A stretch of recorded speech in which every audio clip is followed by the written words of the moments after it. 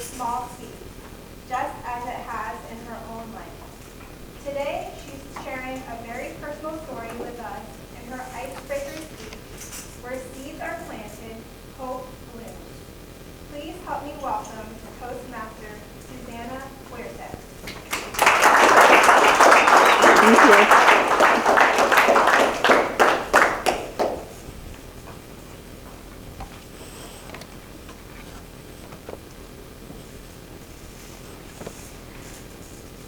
Dear granddaughter, I wish you all the happiness and luck in the world.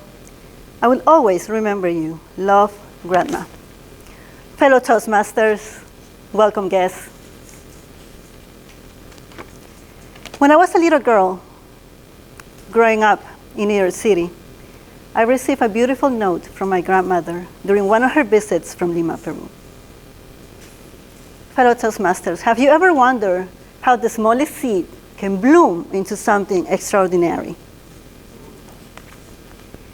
My grandmother had always been very special to me, and those words became my treasure, my comfort, and my connection to her until this day. 10 years later, from that note, my grandmother got diagnosed with Alzheimer's. Alzheimer's began to devour her memories. And soon, those words became a promise she could no longer keep, yet a promise I chose to keep for her. In this life, I keep losing everything. I have lost golden earrings, diamond rings, I have none. I have even lost my younger sister when she was a child at the mall. Thank goodness she found me before the police arrived. And of course, I told my mom I found her first. And that's the story. Over the years, as my grandmother's memory got worse, so many things happened. But one of the most beautiful memories I have is actually not in Toys R Us. It's not in Disney World. It happened at my grandmother's garden back in Lima, Peru.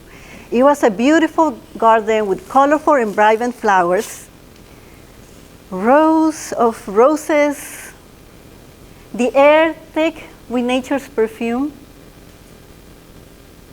Impossible to forget. In that garden, we shared so many things. We shared gossip, dreams, even my nightmares, and my audacious plan to become a Catholic nun one day. God had other plans for me, and according to my mom, I'm somewhere between Mother Teresa and Marilyn Monroe. I don't know which end.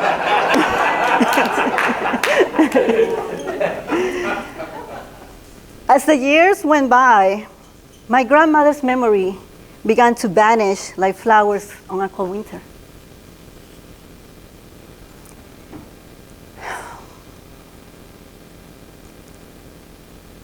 I truly miss my grandmother, but I keep all her memories alive. One day, as her memory got worse, as I was leaning over to give my grandfather a goodnight kiss, my grandmother told my mom, "Who's that lady flirting with my handsome husband?" From that day on, I had to be sneaky and kiss Grandpa behind her back. Although I became an expert at doing that, I'm proud to say, my dear friends, that's the only time I have ever played to be the other woman. As the years went by, life took its own twist. When my grandmother's condition got worse, and she couldn't longer come to visit me in New York, I went back to Lima, Peru. As soon as I arrived to her house, I ran as fast as I could to the garden. I opened the gates, and I froze. I realized Alzheimer's had not only stolen her memories, but the garden was also gone. It felt like a silent punch inside me. Yet, in that silence, a seed was planted in me. Eventually, those seeds bloom into enamored creations. A flower company with a mission. It was my way to honor my grandmother's memory while helping people create long-lasting memories and impressions, one rose at a time. With every sale donating to the Alzheimer's Association. Grandma's garden instilled in me more than a love for roses and storytelling. It planted seeds of courage, resilience, and kindness. Those seeds took me over across countries. Rumor says not as many as distinguished Toastmaster Tim Linger. In every trip, I embraced the connection of storytelling and connecting with people. Those seeds also bloom into the opportunity to get invited for 2 consecutive times by the State Department, US State Department, as a Fulbright scholar to conduct research and teach in the field of business and entrepreneurship in the Kingdom of Bahrain. Dear Toastmasters, whether it's a rose, whether it's a dream, whether it's a passion of yours, everything meaningful begins with a seed and a story worth to keep. Back then, when my grandmother told me those beautiful words, I thought it was just a sweet gesture to bridge the miles between us. Now I know it was her greatest gift. It was a seed of hope. And today, I want to pass that gift on to you.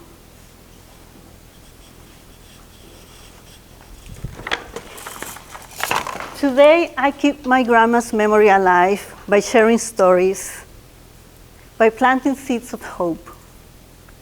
And as I mentioned, today I want to pass on this gift to you.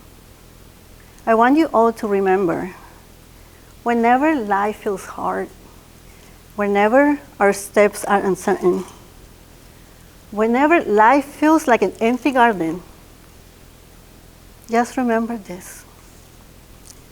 Where seeds are planted, hope blooms.